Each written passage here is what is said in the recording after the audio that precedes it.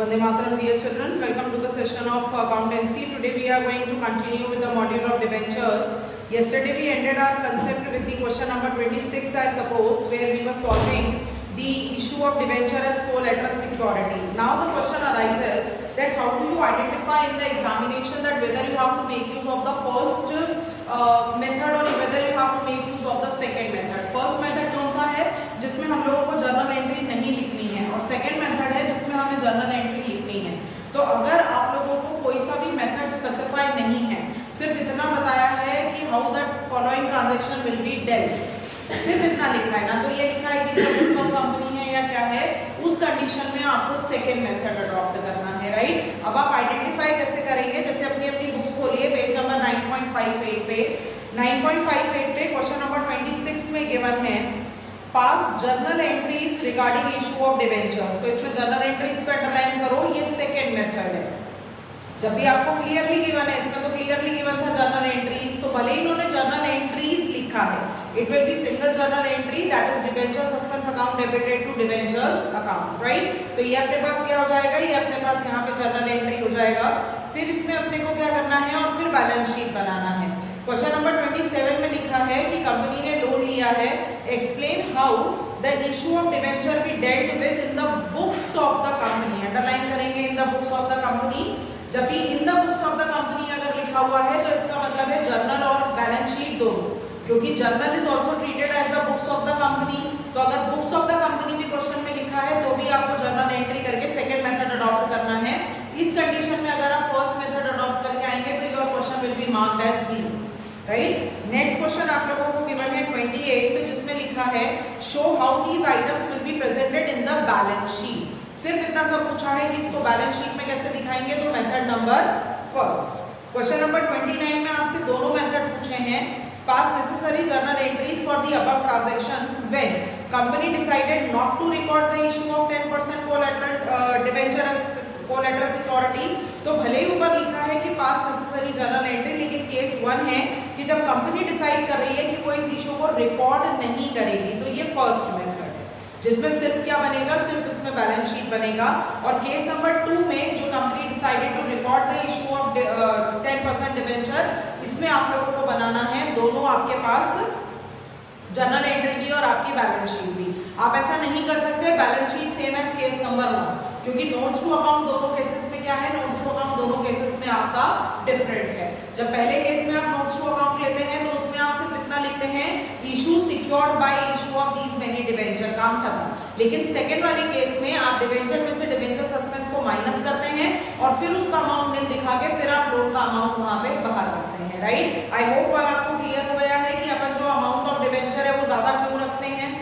Right, क्योंकि अपन debenture को क्या कर रहे हैं, अपन डिबेंचर को एज अ कोलैटरल सिक्योरिटी दे रहे हैं और सिक्योरिटी हमेशा क्या होती है, लोन के अमाउंट से ज्यादा ही होती है. वो कितनी ज्यादा होती है इसका एस्टिमेशन आप और हम नहीं लगा सकते, वो डिफर करता है company to company, condition to condition, bank to bank और financial institution to financial institution. जैसे जब आप कभी भी अपना कोई मोबाइल फोन अगर फाइनेंस करवाते हो तो उसमें आप क्या करते हो, जब मोबाइल फोन आप फाइनेंस करवा रहे हो तो जो आपका ओरिजिनल कॉस्ट होता है आप उससे ज्यादा ही कॉस्ट, करीबन 1.5 गुना तक ज्यादा कॉस्ट आप क्या करते हो उस मोबाइल की आप इंस्टॉलमेंट मेथड से पे कर चुके होते हैं. राइट, तो इसीलिए क्या होता है कि ये हर कंडीशन डिपेंड करेगा. HDFC का कंडीशन अलग है, बजाज का कंडीशन अलग है, क्रेडिट कार्ड का इंटरेस्ट रेट अलग है. तो this we can not determine for us at the 12th level.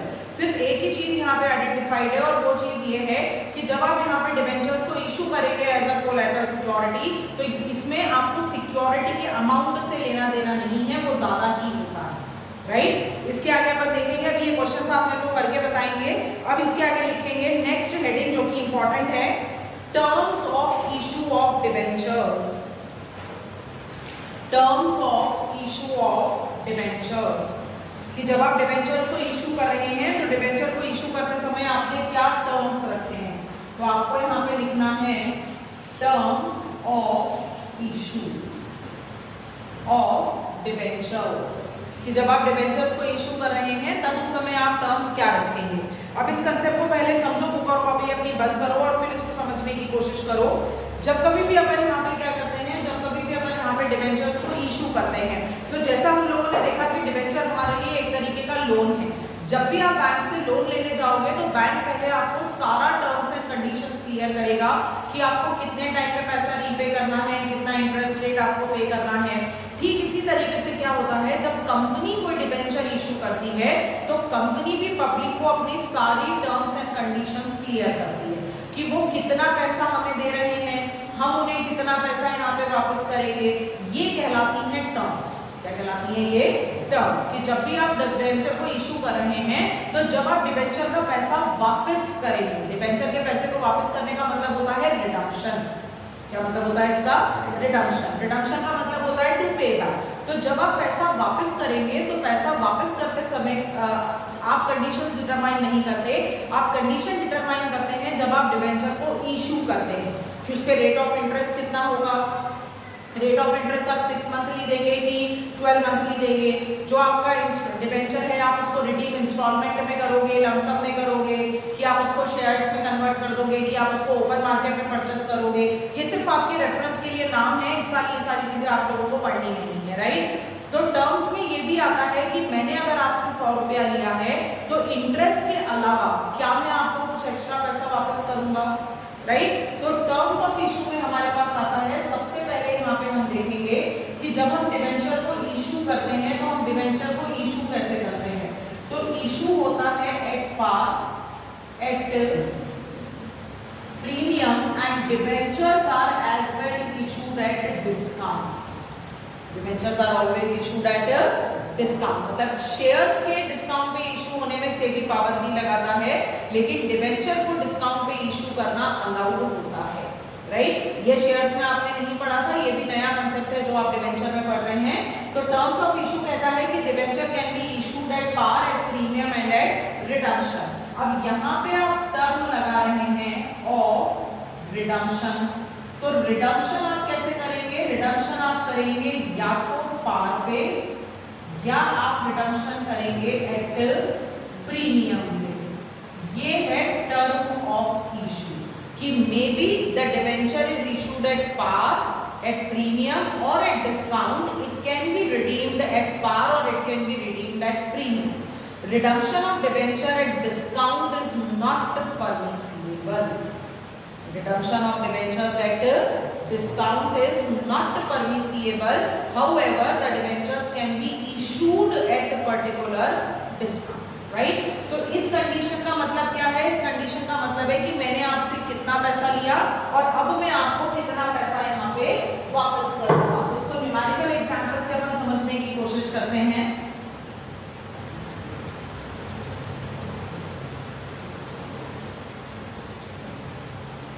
Numerical example से आप इसको देखेंगे। हमने क्या किया है, हमने एक डिबेंचर को इशू किया है एट द रेट 100 रुपीज। ये क्या हो गया? एट पार हो गया, राइट। हमने डिबेंचर को इशू किया एट 110 रुपीज, प्रीमियम हो गया। मैंने डिबेंचर को इशू किया एट 90 रुपीज, क्या हो गया? ये डिस्काउंट। इसको यहाँ पे अपन 105 कर, ठीक है।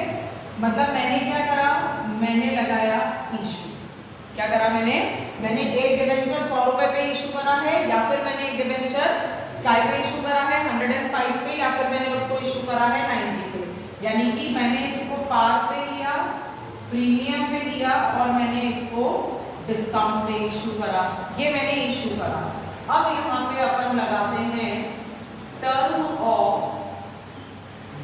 Issue, right. Term of issue कहता है ये जो डिबेंचर पे मैंने पैसा मंगाया है, मैं इसको जब रिडीम करूंगा तो मैं इसको 100 रुपीज पे ही रिडीम करूंगा।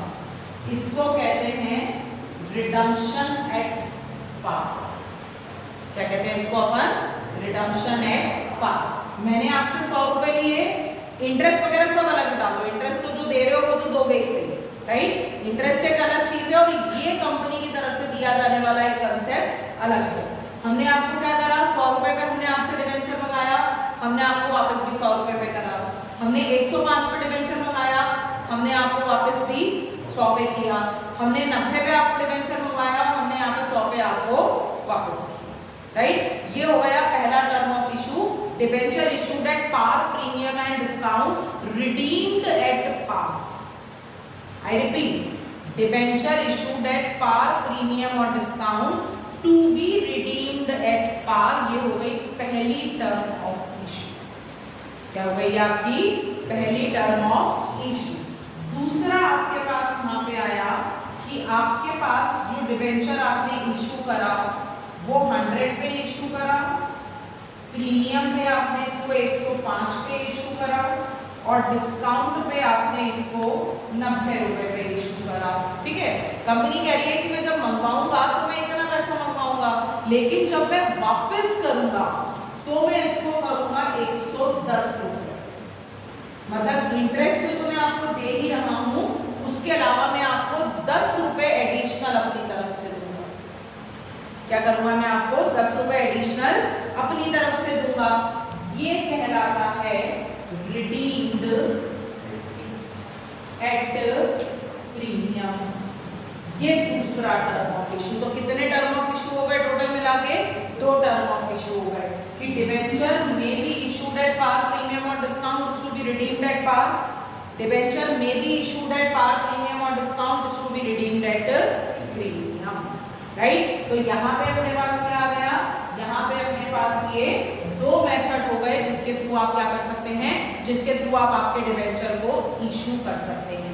अब बात आ रही है कि वर्ड यहाँ पे रिडीम लगा है, लेकिन ये रिडम्पशन की एंट्री नहीं है, ये इशू के टाइम पे होने वाली एंट्री है, इसीलिए इसको कहा जाता है टर्म्स ऑफ इशू। क्या कहा जाता है इसको? Terms of issue. राइट, लिखेंगे अपनी अपनी कॉपीज में सब लोग।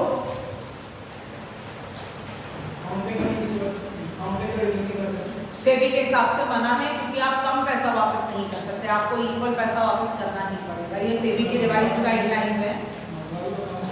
मंगवा कम पे रहा है या आपकी इच्छा है, पर आप लोगों को पैसा कम नहीं दे सकते क्योंकि यहाँ पे इन्वेस्टर की सिक्योरिटी होती है। तो as per the SEBI guidelines discount पे रिडीम करना अलाउ नहीं करता सेबी। कहता है कि आप मतलब वो तो फिर 10 रुपए कंपनी का कैपिटल गेन हो गया ना। अगर उसने 5 रुपए 2 रुपए पे या 1 रुपए के भी डिस्काउंट पे रिडीम करा तो लोगों के पैसे में से 1 रुपए उसने जबरदस्ती रख लिया, जबकि लोन पे पैसा लेके आप ऑलरेडी अपना प्रोजेक्ट वर्क करवा ही चुके हो। तो डिस्काउंट पे पैसा आप दे रहे हो यानी कि 2-2 रुपए आप लोगों के अपने पास रखते हो, तो क्यों रखते हो? ये रखना इन्वेस्टर का अलाउ है।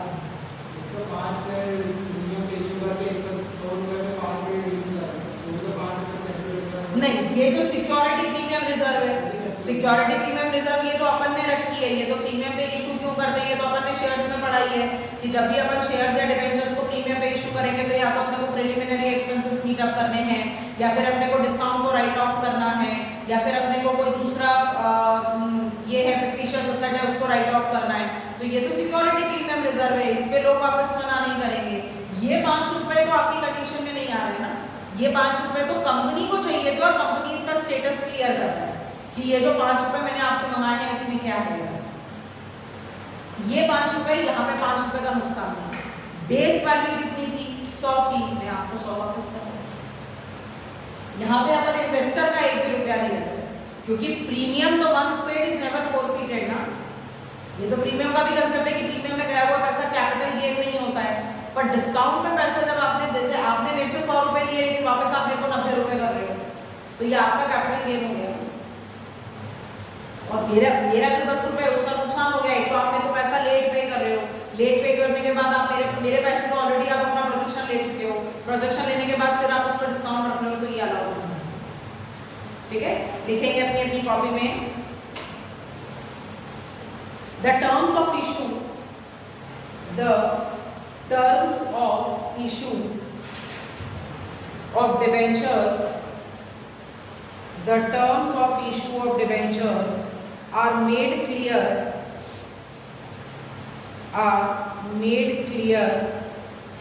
at the time of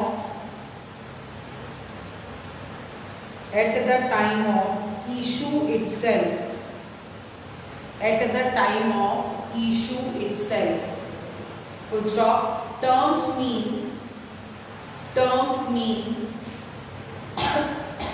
defining the value.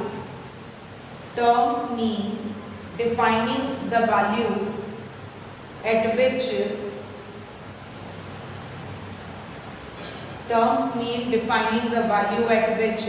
the debentures will be redeemed. The debentures will be redeemed after a certain time period, after a certain time period. This term को single inverted comma में लिखेंगे. This term single inverted comma close is an additional benefit, is an additional benefit to the debenture holder, is an additional benefit to the debenture holder. First case, case 1, मतलब ये term है condition number 1 है debenture issued at par premium और discount. देखो debenture issued at par premium और discount comma redeemed at par, redeemed at par मतलब आपने उसको पार पे प्रीमियम पे डिस्काउंट पे कैसे भी आपने उसको इशू करा है, आप क्या कर रहे हैं उसको रिडीम आप कर रहे हैं पार पे. सेकंड लिखेंगे debenture issued eight, debenture issued eight par premium discount, debenture issued at par premium discount, comma redeemed at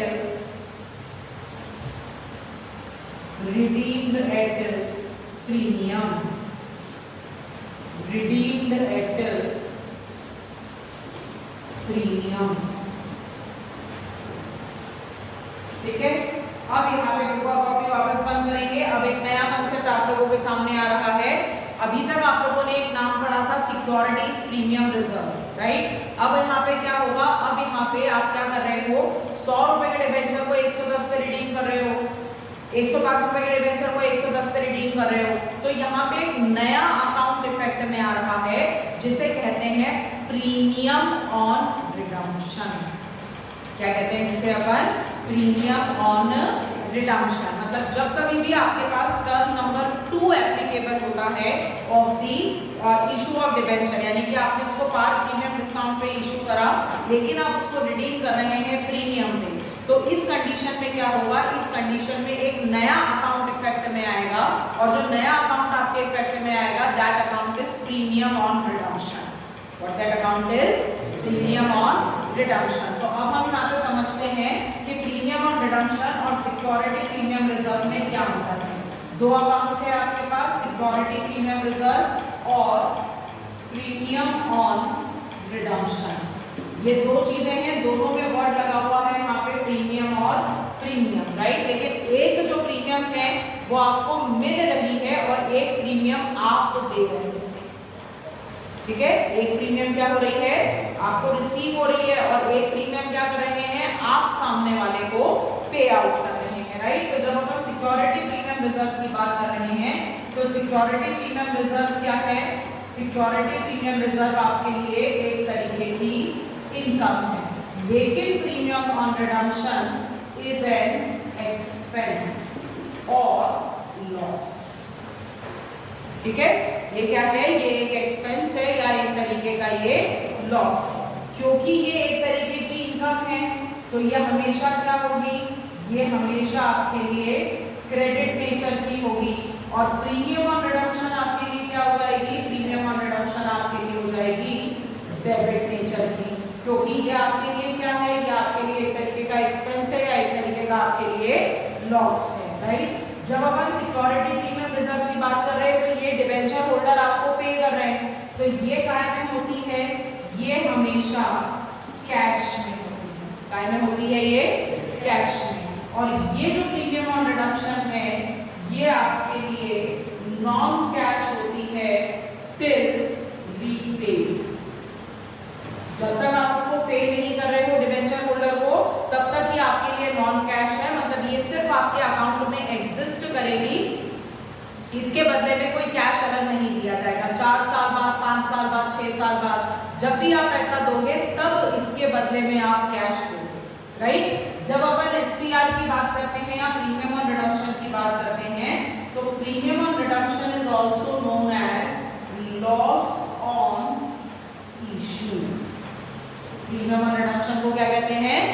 premium on redemption को कहते हैं लॉस ऑन इशू।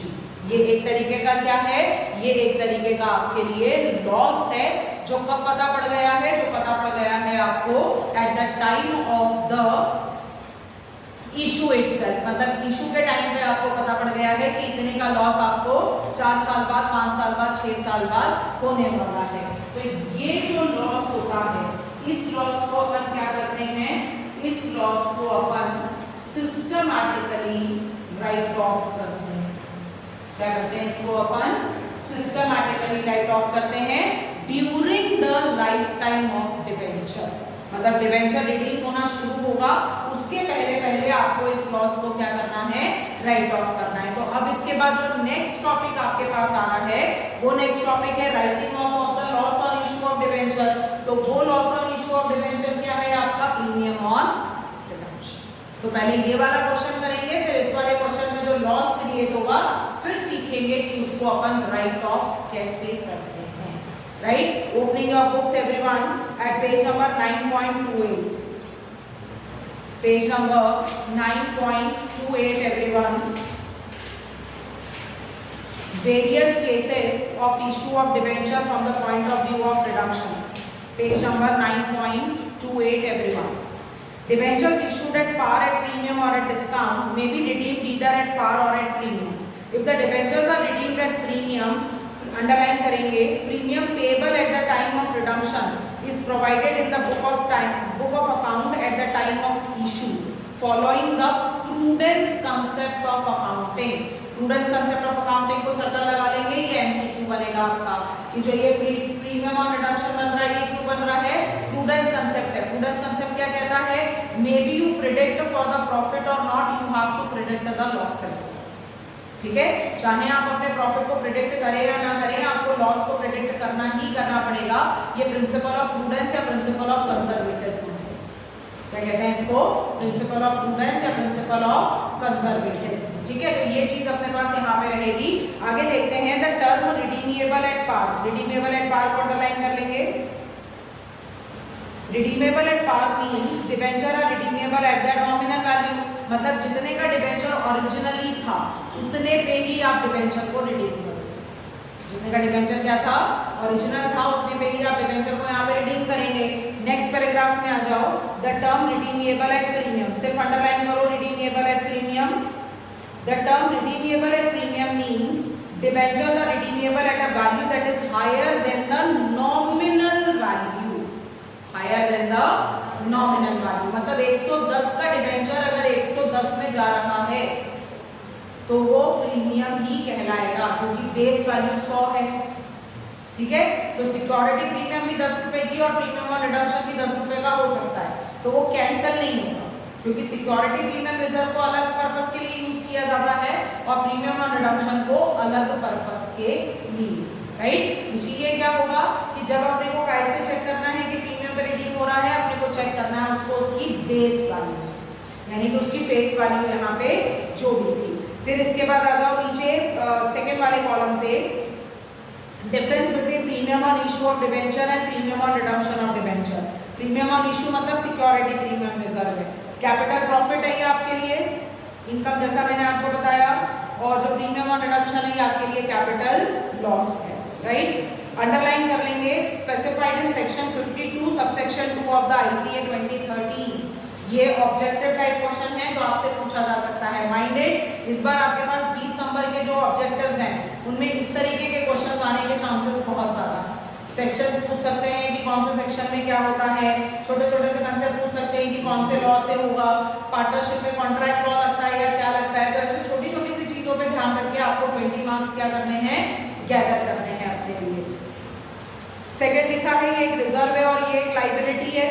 मतलब रिजर्व क्यों है, क्योंकि इसके आगे नाम लगा हुआ है कि ये सिक्योरिटी प्रीमियम रिजर्व है, और प्रीमियम ऑन रिडम्पशन लाइबिलिटी क्यों है, क्योंकि आपको एक पर्टिकुलर टाइम पीरियड के बाद आपको इसको सामने वाले को देना है। कैश फ्लो, इसमें आउटफ्लो ऑफ कैश नहीं होता है, लेकिन प्रीमियम ऑन रिडम्पशन पे जब डिबेंचर रिडीम किए जाएंगे तब आउटफ्लो ऑफ कैश होगा। राइट, कैश की अगर बात करें तो security premium reserve involves inflow of cash, whereas premium on redemption involves the outflow of cash. Balance sheet में आप इसको कैसे शो करेंगे, क्योंकि ये रिजर्व है तो कहाँ पे शो होगा, इक्विटी एंड लायबिलिटी में शो होगा। इक्विटी एंड लायबिलिटी में करंट शेयर होल्डर्स फंड में, शेयर होल्डर्स फंड में रिजर्व्स एंड सरप्लस है। On the other hand premium on redemption कहाँ पे जाएगा, प्रीमियम ऑन रिडम्पशन जाएगा इक्विटी एंड लायबिलिटी पार्ट में, नॉन करेंट लायबिलिटी में, लॉन्ग टर्म लायबिलिटी के अंदर, जहाँ पे आप शो करेंगे कि ये लॉन्ग टर्म लायबिलिटी है। आज से 4 साल बाद 5 साल बाद जब भी आप डिबेंचर को रिडीम करेंगे तब आपको ये लायबिलिटी को क्या करना है, पे आउट। ठीक है, इस डिफरेंस को as it is important mark कर लो। इसको अपन कॉपी में नहीं लिख रहे क्योंकि ये एज इट इज आप लोगों को बुक में स्पेसिफाइड है। हाँ बेटा, ये अगर एक लायबिलिटी है तो क्रेडिट टेक्स होनी चाहिए। हाँ, जब अपन इसको क्रिएट करेंगे तब अब डेबिट होगा जब इसके पास से आउटफ्लो होगा।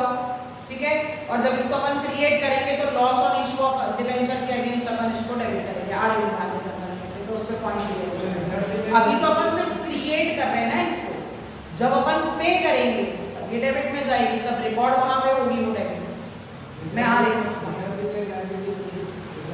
हाँ, पर reserve is a separate and liability separate. Reserve is a part of the shareholders fund, all liabilities are not a part of shareholders fund. जो लॉन्ग टर्म लायबिलिटी होती है वो शेयर होल्डर्स फंड का आपका part नहीं होती है, right. अब इसमें अपन आएंगे, give the headings in your copy, journal entries, journal entries, case 1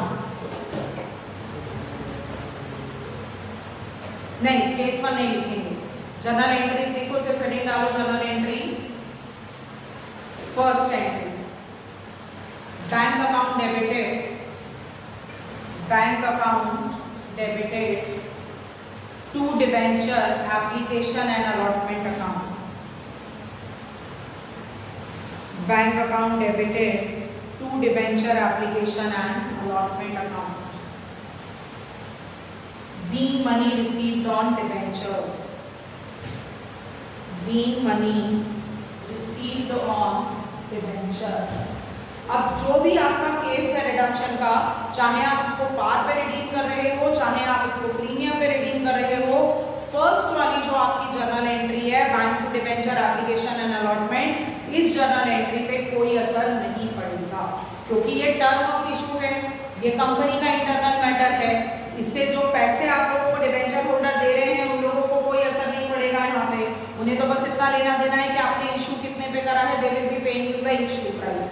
bracket में नोट डाल के लिख लो, will remain same, will remain same in all 6 cases,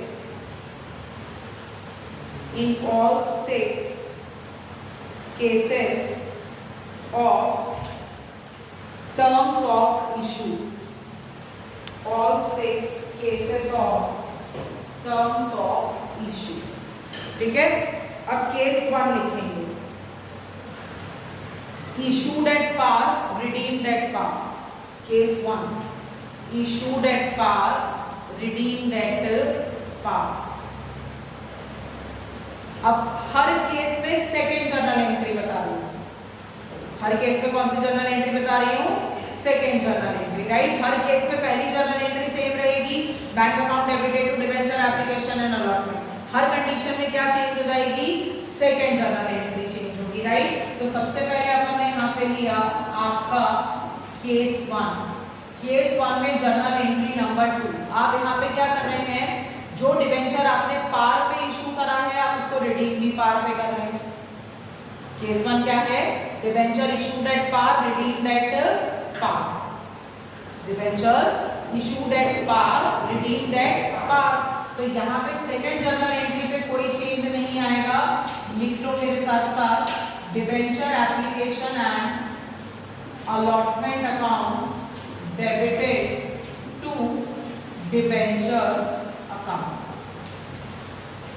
debenture application and allotment account debited to debentures account। क्या ढूंढ रहे हो किताब में, तो बंद करो, ध्यान इधर लगाओगा कि जर्नल एंट्री लेक्चर के साथ साथ याद हो जाए। ठीक है, ये क्या कंडीशन हो गई अपनी कि मैंने डिबेंचर को पार पे इशू करा और मैं इसको रिडीम भी काय पे कर रहा हूँ, मैं इसको रिडीम भी पार पे कर रहा हूँ, तो जर्नल एंट्री में कोई असर नहीं आया है। Debenture application and allotment to debenture account, case 2, case 2 issue at premium,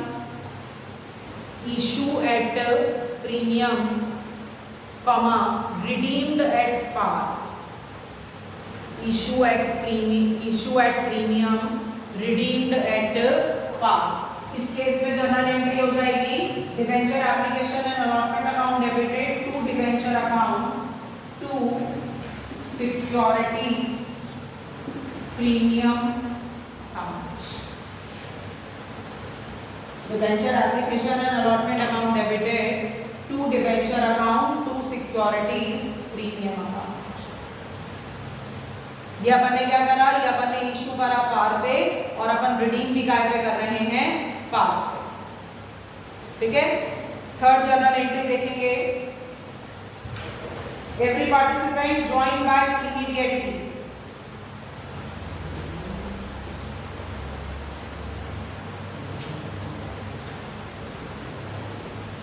मतलब यहाँ पे हमको क्या देखना है, यहाँ पे हमको जो जर्नल एंट्री देखना है इसमें जो केस नंबर 1 है आपका, मतलब सॉरी जो जर्नल एंट्री नंबर 1 है आपकी, उस जर्नल एंट्री नंबर 1 पे आपको कोई असर नहीं पड़ेगा. जितना भी इफेक्ट आएगा वो कौन सी एंट्री पे आएगा, सेकेंड वाली एंट्री पे. यानी कि जब अपन क्या कर रहे हैं, जब अपन एप्लीकेशन के पैसे को कहाँ ट्रांसफर कर रहे हैं, जब अपन एप्लीकेशन के पैसे को ट्रांसफर कर रहे हैं अपने कहाँ पे, डिबेंचर्स अकाउंट में. तो सिर्फ जो आपकी सेकेंड वाली एंट्री है उस सेकेंड वाली एंट्री पे क्या होगा, उस सेकेंड वाली एंट्री पे आपके असर आएगा. थर्ड एंट्री लिखेंगे यहाँ पे अपन केस 3. केस 3 क्या है आपके लिए, केस 3 है आपके लिए issue at discount and redeemed at par. Issued at discount and redeemed at par. मतलब आप डिस्काउंट पे इशू कर रहे हो तो अब ये एंट्री ध्यान से समझो. डिस्काउंट का केस आपने शेयर्स में नहीं करा है. सिक्योरिटी प्रीमियम रिजर्व आपके लिए रिजर्व है और डिस्काउंट आपके लिए लॉस है. लॉस हमेशा डेबिट होता है, राइट. तो यहाँ पे debenture application and allotment account debited, discount on issue of debenture account debited to debentures account. अभी तक अपन लोग क्या कर रहे थे, सपोज करो कि 100 रुपए का डिबेंचर है और 10 रुपए की उसके ऊपर आपके पास प्रीमियम है. तो आप क्या कर रहे थे, 110 रुपए डिबेंचर एप्लीकेशन एंड अलॉटमेंट में, 100 रुपए डिबेंचर में और 10 रुपए प्रीमियम में. अब यहाँ पे आपके पास क्या है, 100 रुपए पे आपने 90 रुपए मंगाए हैं. तो डिबेंचर एप्लीकेशन एंड अलॉटमेंट पे 90 रुपए, discount on issue of debenture पे आपके पास यहाँ पे आ जाएगा 10 रुपए और डिबेंचर में आएगा पूरा फेस वैल्यू 100. ठीक है. इसका नरेशन लिख लो. Being debenture issued at discount, being debenture issued at discount, comma, redeemed at par. हाँ, इसीलिए मैंने कहा था कि बुक में से ध्यान हटा लो जरा.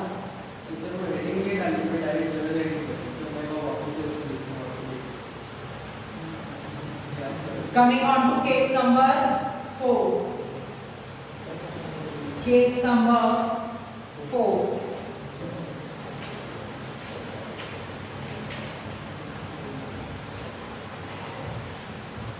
Debenture issued at par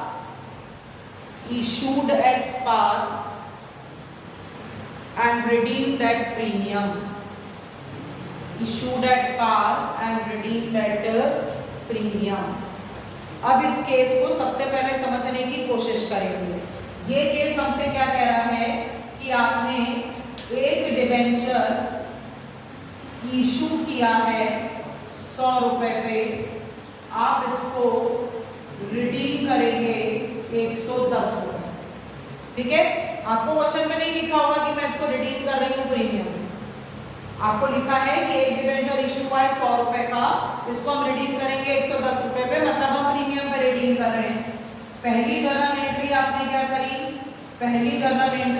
करी, bank account debited to debenture application and allotment, क्योंकि अधिकतर लमसम होता है. सामने वाले ने कितना पैसा आपको दे दिया, 100 रुपए आपको दे दिया. सेकंड जर्नल एंट्री आपने क्या करी, सेकंड जर्नल एंट्री आपने करी debenture application and allotment account debited 100 रुपए टू डिबेंचर 100। ठीक है, कितने की अकाउंटिंग अभी भी बची हुई है, 10 रुपए की। अब यहाँ पे आपको नया अकाउंटिंग इफेक्ट में लेकर आ रहे हैं जो है प्रीमियम ऑन रिडम्पशन है आपके लिए, वो प्रीमियम ऑन रिडम्पशन। तो अब यहाँ पे थर्ड एंट्री आप क्या करेंगे, अभी अभी आपने पढ़ा कि premium on redemption non cash है और लाइबिलिटी है, तो लाइबिलिटी होने के कारण आप इसको कहाँ पे लेकर जाएंगे, क्रेडिट पे लेकर जाएंगे। तो ये हो गया टू प्रीमियम ऑन रिडम्पशन। कितने की प्रीमियम दे रहे हैं आप रिडम्पशन पे, 10 रुपए की। साथ में हमने ये पढ़ा है कि जो प्रीमियम हम रिडम्पशन पे दे रहे हैं वो हमारे लिए होने वाला एक नुकसान है, तो इसको हम नए अकाउंट में ट्रांसफर करेंगे जिसको हम बोलेंगे loss on issue of debentures. ठीक है, तो ये क्या हो गया, नई जर्नल एंट्री आपने आज जर्नलाइज करी है जो अभी तक आपने कभी भी जर्नलाइज नहीं करी थी। Loss on issue of debenture account debited to premium on redemption. जब कभी भी क्या करेंगे आप, जब कभी भी आप अपने पर्टिकुलर अकाउंट को क्या करने वाले हैं, अगर आप अपने डिबेंचर को प्रीमियम पे रिडीम करेंगे तो रिडम्पशन के टाइम पे दी जाने वाली प्रीमियम हमारे लिए एक तरीके का नुकसान है। तो ये हो गया loss on issue of debenture to premium on redemption. अब लोग क्या करते हैं, लोग इसकी कंपाउंड एंट्री करते हैं। कंपाउंड एंट्री कैसे करते हैं, इसकी कंपाउंड एंट्री होती है debenture application and allotment account debited 100 रुपए, loss on issue of debenture debited 10 रुपए टू डिबेंचर 100 रुपए टू प्रीमियम ऑन रिडम्पशन 10 रुपए। आप पे डिपेंड करेगा मुद्दा सारे मार्क्स लेकर आने का, आप पे डिपेंड करेगा। अगर आप अकाउंट्स में एक्सपर्ट समझते हैं आप ये वाली एंट्री जर्नलाइज करो, आपको ऐसा लगता है कि आपको दिक्कत है आप ये एंट्री जर्नलाइज। सीबीएसई दोनों एंट्रीज के मार्क्स, ठीक है। मुद्दा कायदा है, मुद्दा है कि गलती नहीं होनी चाहिए, क्योंकि यहाँ पे तो ये केस अभी क्या लग रहा है, एकदम सिंपल लग रहा है। अब इस केस को थोड़ा सा चेंज करते हैं। डिबेंचर को इशू किया 105 पे, रिडीम करा 110 पे। लोगों ने आपको कितना पे करा, लोगों ने आपको पे करा यहाँ पे 105 रुपए। 100 रुपए आप इधर लेकर आए, साथ में आप सिक्योरिटी प्रीमियम रिजर्व लिया है 5 रुपए, यहाँ पे 10 रुपए। ये केस तो क्लियर हो गया। जब इसकी आप एक कंपाउंड एंट्री बनाएंगे तो debenture application and allotment account debited 105 रुपए, loss on issue of debenture कितना हो गया आपके लिए, ये हो गया 10 रुपए। फिर आएगा टू डिबेंचर 100 रुपए, टू सिक्योरिटी प्रीमियम रिजर्व 5 रुपए, टू प्रीमियम ऑन रिडम्पशन 10 रुपए। तो अब क्या होगा, कई बच्चों के साथ ऐसा हो सकता है कि उनको इसमें दिक्कत है, ठीक है। अगर आती है तो आप ये एंट्री अलग अलग कर लो, नहीं आती है तो कंपाउंड आप पे डिपेंड करेगा। You are not suppose to worry. नया कंसेप्ट सिर्फ इतना है कि जो लॉस का अकाउंट था उसको तो आप उठा के ले जा रहे हैं, उसको उठा के ले जा रहे हैं प्रीमियम ऑन रिडम्पशन। अब यहाँ पे बैंक को सपोज करो कि आपने इसको कितने पे लिया, 90 रुपए पे लिया है, रिडीम कर रहे हैं 110 पे। लोग तो आपको कितना पैसा वापस करेंगे, मतलब लोग आपको देंगे पैसा 90 रुपए। डिबेंचर एप्लीकेशन एंड अलॉटमेंट पे जाएगा 90 रुपए। यहाँ पे discount on issue of debenture आ जाएगा आपका डेबिटेड 10 रुपए, ये आ गया 100 रुपए और लॉस ऑन इशू बन गया 10 रुपए। पर इसकी कंपाउंड एंट्री होगी तब क्या होगा, जब इसकी कंपाउंड एंट्री होगी तो अमाउंट कुछ इस तरीके का होगा, debenture application and allotment account debited 90 रुपए, टू डिबेंचर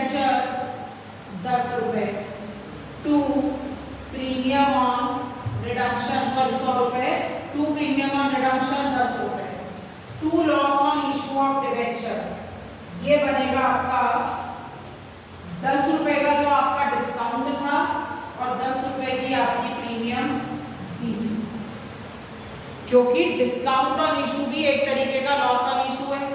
आप उसको डिस्काउंट ऑन इशू बोलो या लॉस ऑन इशू बोलो, दोनों एक ही चीज है। तो यहाँ पे आपकी एंट्री में क्या आ जाएगा, यहाँ पे आपकी एंट्री में बदलाव आ जाएगा, ठीक है। तो यह आप पे डिपेंड करेगा कि आप इसकी सेपरेट एंट्री करके अपने नंबर पूरे लेकर आ रहे हैं या कंफ्यूजिंग हो रहे हैं। 3-4 बार प्रैक्टिस करोगे तो जर्नल एंट्री की प्रैक्टिस आ जाएगी, लेकिन फिर वो यही होता है कि जब एग्जाम का प्रेशर होता है और सामने 3 घंटे में पेपर सॉल्व करना होता है, तो कई बार बच्चों से इस एंट्री में क्या होता है, दिक्कत हो जाती है। तो अगर आप 2 एंट्री उसके अलग अलग करके आओगे तो सीबीएसई आपके मार्क्स नहीं काटेगा। कुल मिलाकर सीखना इतना सा कंसेप्ट है कि जब कभी भी कोई भी डिबेंचर पार पे, प्रीमियम पे या डिस्काउंट पे इशू हुआ है पर हम उसको रिडीम प्रीमियम पे कर रहे हैं, तो एक नई एंट्री इफेक्ट में आती है, loss on issue of debenture account debited to premium on. Clear है? इस मॉड्यूल को यहाँ तक दोबारा देखेंगे, फिर कल इसकी जर्नल एंट्री को कंप्लीट करके फिर इसके numerical upon side by side क्या करेंगे, स्टार्ट करेंगे। तब तक प्रॉपर्ली इसको एक बार देखो और प्रॉपर्ली देखने के बाद अगर कोई डाउट आ रहे हैं तो उसको कंप्लीट करो। और मीनवाइल जो तीनों क्वेश्चन, चारों क्वेश्चन हैं आपके for the issue as collateral security, उसको कंप्लीट करके आप लोग मुझे